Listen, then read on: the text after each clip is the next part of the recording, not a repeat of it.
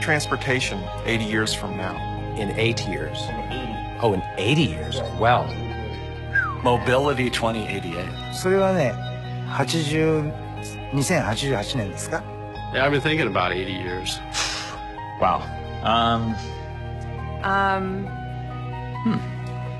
That's a good question.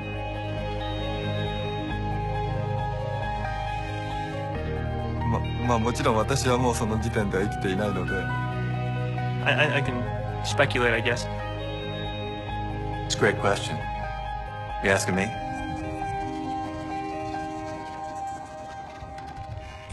In 80 years, people will go from point A to point B in probably a number of methods. I tend to privilege one specific method, which would be the alpha position of the foot. Walking is certainly great for the environment, certainly great for your health. It's certainly fantastic to discover social spaces. It's a great way to mix. The foot is almost perfect. It's going to take him 80 years to get somewhere? That's pretty long. That's a long walk. When you say 80 years, I think it's a chance to really think big. In 80 years, of course, that's easy. The flying car. We're going to be everywhere. You know, we might all have individual spacecraft that are automatically guided through like Google Maps or something. Jetpacks would be nice. I don't know. Personal helicopters. I don't want a jetpack. Imagine taking all the idiots on the road today and putting them up in the air, jetting around. I mean, the collisions would be incredible. People talk about teleportation. That's looking like a possibility. Magnetic levitation is another one. What if we could unlock gravity? Definitely. Well, that's going to happen way before that. I think that's within a few weeks. I would say that's going to happen fast, and people being invisible. I am amazed at the progress that gets made in 10 or 20 years. And so when I think of 80 years, I think, gosh, all kinds of things can be possible. 私事ですけども、実は、この夏に、孫がグランドサンが生まれまして、で、本当にまだちっちゃな命ですけども、10年後、20年後、我々と同じような青空が、この子は見れるんだろうかってやっぱり思います。I think the internal combustion engine was a bad idea from the outset. It's inefficient and it's dirty, it's noisy, it pollutes.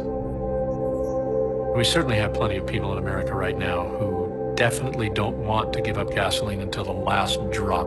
That's simply foolish because we are stealing from our children. The environmental issues that we've created are entirely our own. They affect essentially us.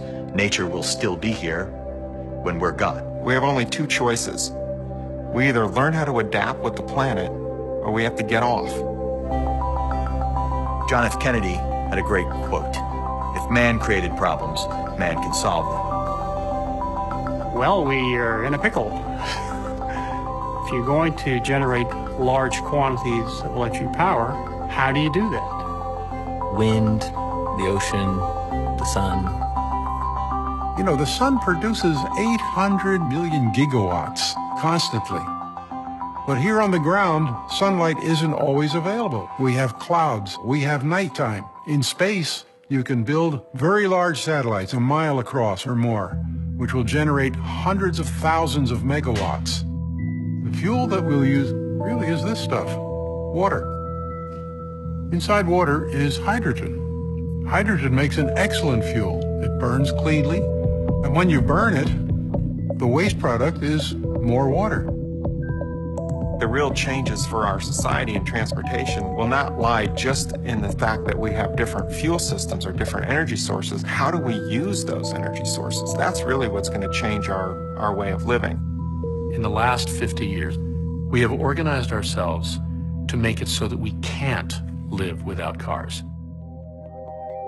If I was an alien race peering down at the planet Earth, staring at all of these shiny metal boxes, I would think their primary function would be to stay in one place, to be parked.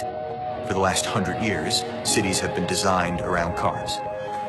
I think now it's time we make cars designed for the city. You want to do something that is leapfrogging previous technologies.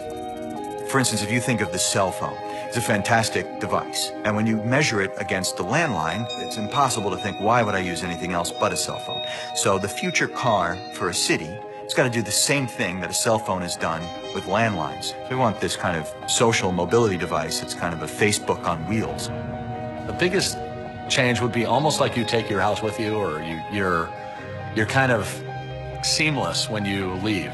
So you're in your house and all of a sudden you're in your car and you don't even notice that you've moved, but you're moving. When you can get in a car and say, take me to destination 7, that's going to be a new form of transportation. Like a slot car, hook into an electrical current and use that as your motive force. Control-free vehicles where basically there's no such thing as a driver, there's just passengers. In 80 years, I don't know that steel will be what we'll use anymore. Glass technology will change, lighting technology. An autopilot system. Mechanical drive systems will disappear. Stackable cars. Everything's becoming more advanced. A train of cars. Cars that articulate their frames and stand up and then interlock with the car behind it and charges via induction in the street. Maybe people won't even own cars anymore in 80 years. Maybe there'll just be fleets of robot-controlled cars. They've talked about cars that could actually drive themselves. That's called a chauffeur in my book, but there's a hopefulness predicting things that sound outlandish to us now. There's a lot of optimism in thinking about the future. It's a kind of exercise in dreaming. We can do anything. We can do whatever we want to because you could send a dude to the moon, you know? Like, people can clone a goat. They can do a heart transplant. We can do whatever we want to do. People that are known as innovators